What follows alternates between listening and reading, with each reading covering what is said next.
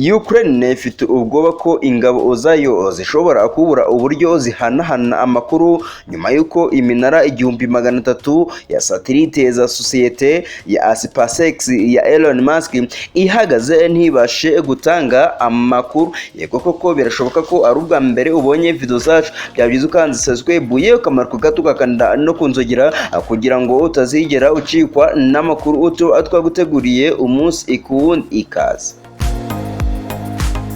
Iryo tumanaho arikurura amakuru kuri satelite nini za SpaceX ziri mu sanzure, ariko zifashishije iminara mito imeze nk'isanzwe ikoreshwa mu kubona amashusho ya televiziyo, ryashimwaga nk'iryabashije gutuma ingabo za Ukraine zikomeza guhanahana amakuru no mu duce itumanaho risanzwe ryabaga ryakuwe ku murongo. No kuvuga ngo atari internet cyangwa se itumanaho risanzwe rya telefone, ingabo za Ukraine zo zahitaga zikoresha izo satelite zigakomeza guhana amakuru, byatumaga azirwana nta nkomyi mu bice byose. Ingabo z'Uburusiya zasenye ibikorwa remezo by'itumanaho magingo aya ngaya. Ubwoba ni bwose mu gisirikare cya Ukraine, hibazwa uko akazi ikazakorwa mu gihe itumanaho rya SpaceX rikomeje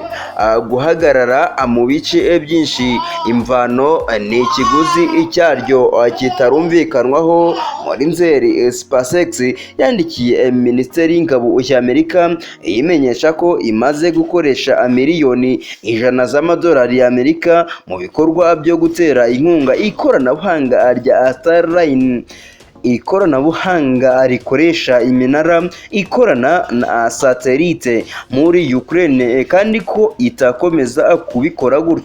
Iyo baruwa yasabaga urwo rwego rw'ingabo gutangira gufata mu nshingano ibyo bikorwa, ikazajya ibyishyurira ingabo za Ukraine ibintu byitezwe ko byajya bitangazwaho miliyoni nyinshi z'amadolari.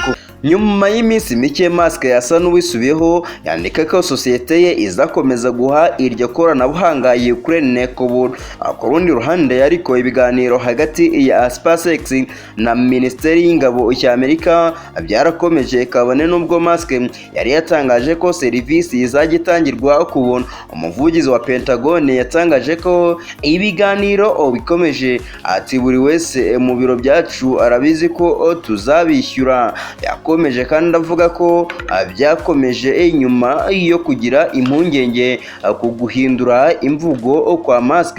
Nubwo bimeze bityo, ubundi iminara 1300 yatangaga itumanaho ntabwo iri gukora. SpaceX yishyuzaga igisirikare cya Ukraine $2500 by'idolari ku kwezi kugira buri munara umwe muri iyo 1300 ikomeze ikore. Ibintu byatumaga muri Nzeri ikiguzi kigera kuri miliyoni 20 z'amadolari.